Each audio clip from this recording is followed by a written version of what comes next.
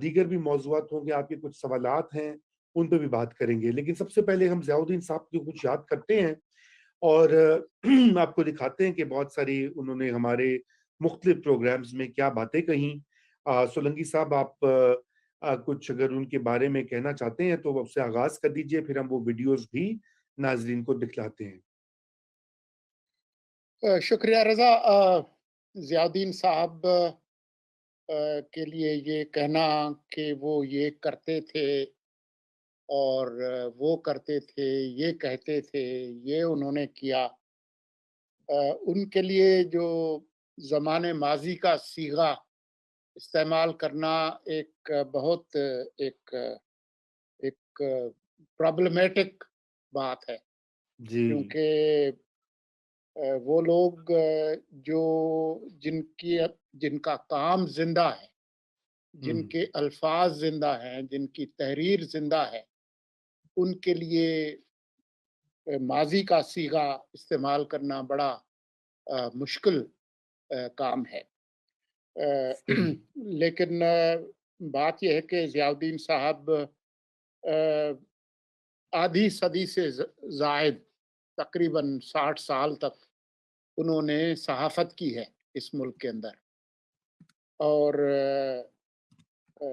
Reporting, economic reporting ہو، political reporting ہو، اور سب سے بڑھ کر اہم ترین جو اس ملک کے اخبار ہیں ان کے وہ ایڈیٹر رہے ہیں، اور اس کے ساتھ ساتھ جو سول سوسائٹی ہے اور جو صحافتی آزادیاں اور اظہار رائے کی آزادی، اس کے وہ بہت بڑے بینر تھے۔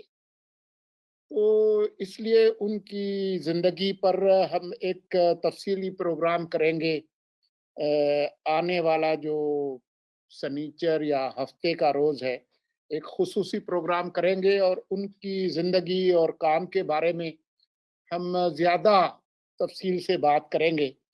لیکن ہم صرف یہی کہہ سکتے ہیں کہ ہمارے استاد اور ہمارے مینٹور اور ہمارے رہنما وہ جی آج ہمارے ساتھ موجود نہیں ہیں، اور یہ بہت ہی ایک دکھ دائق قسم کی بات ہے۔ بالکل بالکل۔ آپ ان کی کچھ چیزیں دکھانا چاہتے ہیں، سنوانا چاہتے ہیں تو ضرور سنوائیے۔ جی بالکل، ایک تو انہوں نے جو نوجوان صحافیوں کا انہوں نے کہا کہ دنیا بھر میں آمریت کی لہر اور فاشزم کی، فسطائیت کی لہر چل رہی ہے، اس کے حوالے سے ان کا ایک چھوٹا سا کلپ ہے جی جی، اور میں یہ چاہتا ہوں اس کا ذرا تناظر بھی بتا دیں کہ یہ جب یہ ٹرمپ اور مودی اور عمران خان اور جی اس طرح کے وہ ارجنٹینا، برازیل اور دنیا کے مختلف ملکوں میں یہ جو بوناپارٹسٹ قسم کے لیڈرز آئے، تو ان دنوں میں ہماری وہ بات ہو رہی تھی ضیاء الدین صاحب سے، تو اس حوالے سے انہوں نے کیا کہا تھا، یہ اس کا جی تناظر جو ہے وہ یہی ہے۔ بالکل، ذرا وہ کلپ چلائیے۔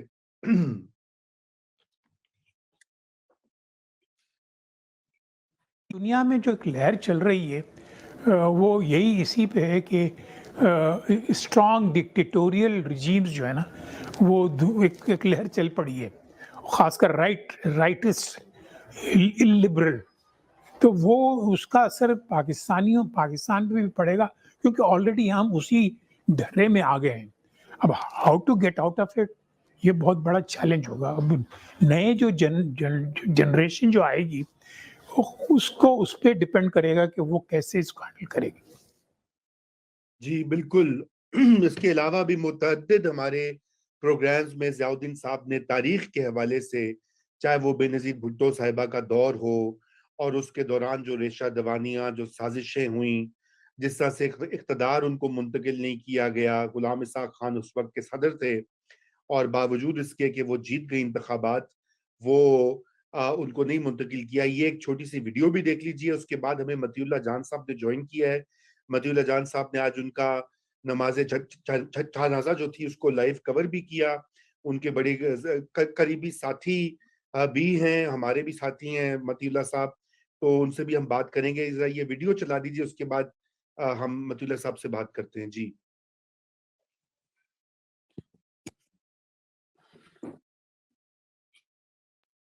کہ اس کو پرائم منسٹر کب بنایا اسحاق نے. He waited until, اصل میں بی بی سے غلطی یہ ہوئی کہ انہوں نے لغاری صاحب کو پنجاب بھیج دیا کہ آپ جائیں اور گورنمنٹ بنائیں.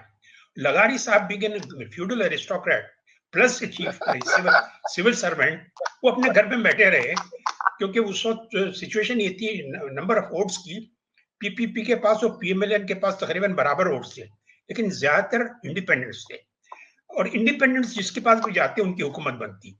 تو یہ بیٹھے رہے اپنے گھر میں انتظار میں کہ انڈیپینڈنٹس تو میرے پاس ہی آئیں گے نا. اچھا بائی دیٹ, اچھا اس وقت تک انہوں نے غلام اسحاق خان نے بے نظیر صاحبہ کو انوائٹ نہیں کیا تھا پرائم منسٹر بنانے کے لیے. اگر وہ انوائٹ کر لیتے تو ظاہر ہے کہ انڈیپینڈنٹس ان کی طرف چلے جاتے, لیکن ہی weighted Ghulam Ishaq Khan until Mr. Nawaz Sharif bought out of them all those independents. اور انہوں نے پہلے تو وہ نواز شریف صاحب چیف منسٹر بنے پنجاب کے, اس کے بعد بی بی کو انہوں نے پرائم منسٹر بنایا. یہ جو مشکل ہے, میں نے کامران نے صحیح بتایا, یہ جو آپ نے ایک بہت ہی امپورٹنٹ پارٹی کے لیڈر کو جس نے حکومت میں رہ چکا ہے, جو وہاں فائنانس منسٹر بھی رہ چکا ہے, چیف منسٹر بھی رہ چکا ہے, اس کو واپس وہ حکومت آپ نے پنجاب جیسے پرومس کی دے دی, پھر پرائم منسٹر بنا دیا ان کو, اور پھر سندھ میں انہوں نے آلریڈی ضیاء الحق نے وہ حرکت کر دی تھی ایم کیو ایم کو پروموٹ کرنے کی, ایم کیو ایم کو بنا دیا تھا انہوں نے, کیونکہ انہیں ڈر یہ تھا کہ سندھ میں جو ابال آیا ہے بھٹو صاحب کی پھانسی سے, تو ان کے لیے بہت تکلیف دہ چیز ہوگی. تو انہوں نے مہاجر اور سندھیوں کو لڑوانے کے لیے الطاف حسین کو پروموٹ کیا, ایم کیو ایم بنوائی, اور باقاعدہ ان لوگوں میں جھگڑا کروایا. دیکھیے اتنی وضاحت و فصاحت سے تاریخ کے راوی بھی تھے, اور انہوں نے باقاعدہ تاریخ کو جو ہے قلم بند کیا اپنے مختلف کالمز میں, اپنے مختلف رپورٹس میں. تو اس طرح سے تو یہ 50 سال سے زائد کا عرصہ جو ہے انہوں نے تاریخ کو خود اپنی آنکھوں سے دیکھا بھی, لکھا بھی, ہمیں بتایا بھی, اور آنے والی نسلوں کے لیے وہ سارا خزانہ بھی چھوڑ گئے ہیں. جی متی اللہ جان صاحب, ویلکم ٹو نیا دور.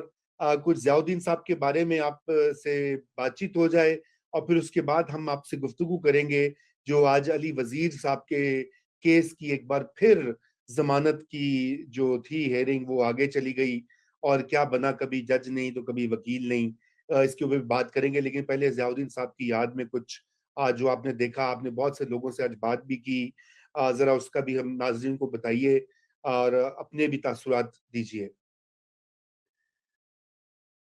بہت شکریہ رومی صاحب. ضیاء الدین صاحب کے بارے میں مجھ جیسے صحافی کی طرف سے کچھ کہنا سورج کو چراغ دکھانے کے مترادف ہے. میں تو ان کو ہمیشہ بطور ایک استاد دیکھتا رہا ہوں, ایز اے مینٹور دیکھتا رہا ہوں. میری اتنی اچھی قسمت نہیں تھی کہ میں ان کے ساتھ براہ راست کبھی کام کیا ہوتا, مگر ان کے ساتھ ویسے جو تھے وہ بہت شفقت سے پیش آتے تھے تمام صحافیوں سے, اور خاص کر مجھ سے وہ ہمیشہ بہت شفقت سے پیش آئے.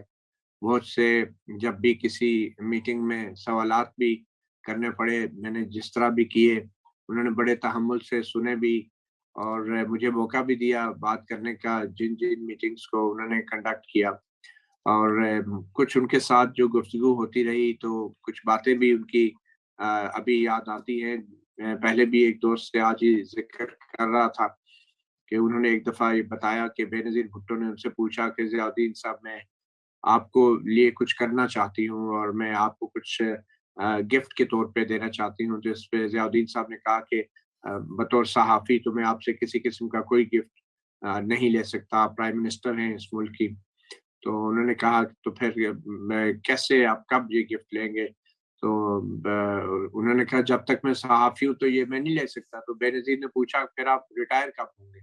تو اس وقت بقول ضیاء الدین صاحب کے میں نے ان سے کہا کہ محترمہ جرنلسٹ نیور ریٹائرز, کہ صحافی کبھی ریٹائر نہیں ہوتا.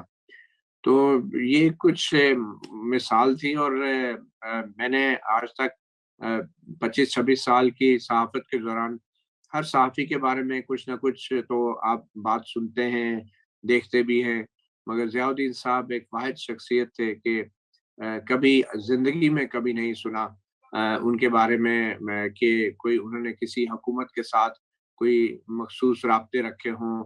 انہوں نے سب کو ایکولی ٹریٹ کیا، بلکہ میں تو یہ سنتا تھا کہ جو حکمران جماعت ہوتی تھی یا جو بھی بیوروکریٹس ہوتے تھے سینئر، یا جو لوگ ہوتے تھے سیاستدان، ایون کہ پرائم منسٹر اور پریزیڈنٹ بھی، وہ بھی ضیاء الدین صاحب کے کام میں مداخلت کرنے سے گریز کرتے تھے، اوائڈ کرتے تھے. وہ کسی اور سے کہلوانے کی کوشش کرتے تھے. ضیاء الدین صاحب سے کچھ بھی انہوں نے بات کرنی ہوتی تھی تو ضیاء الدین صاحب جو ہیں ان کو کبھی بھی اپنے پیشہ ورانہ معاملات میں مداخلت کی کسی کو وہ اجازت نہیں دیتے تھے. اور ایک اور ان کی اچھی بات یہ تھی کہ جو میرے دوست ان کے ساتھ کام کرتے رہے ڈان اخبار میں، انہوں نے کئی بار بتایا کہ وہ اپنے جرنلسٹ کے لیے سٹینڈ لیتے تھے. اس کی سٹوریز کے اوپر کوئی بھی مسئلہ ہوتا تھا اس کو سپورٹ کرتے تھے اور اس کے ساتھ کھڑے ہو جاتے تھے. اور ان کا یہ ایسا دور تھا ڈان اخبار کا کہ جب کسی ان کے رپورٹر کی خبر کے رد عمل کے طور پہ کسی قسم کی تردید چھپنا اتنا آسان نہیں ہوتا تھا، اور تردید جو تھی وہ کسی صورت میں وہ نہیں چھپنے دیتے تھے جب تک انہیں یہ یقین نہ ہو کہ ان کے رپورٹر سے کوئی غلطی ہو گئی ہے یا فیکچوئل مسٹیک ہوئی ہے. تو اب تو خیر وہ تمام جو ایتھکس تھی، وہ تمام جو روایات تھی اور جو قدریں جو ویلیوز تھی، وہ ایڈیٹر کے آفس کے ساتھ ہی ختم ہو گئی ہیں. اور میرے خیال میں ضیاء الدین صاحب جو تھے پاکستان کی صحافتی تاریخ میں ایڈیٹر کے آفس کی ایک آخری نشانی تھے جو اب ان کے ساتھ ہی رخصت ہو گئی ہے. بہت بہت صحیح کہا آپ نے احمد اللہ صاحب. بجا کہا کہ اب ایڈیٹرز کی وہ انسٹیٹیوشن ہی نہیں رہا، نہ ٹیلی ویژن میں نہ اخبارات میں.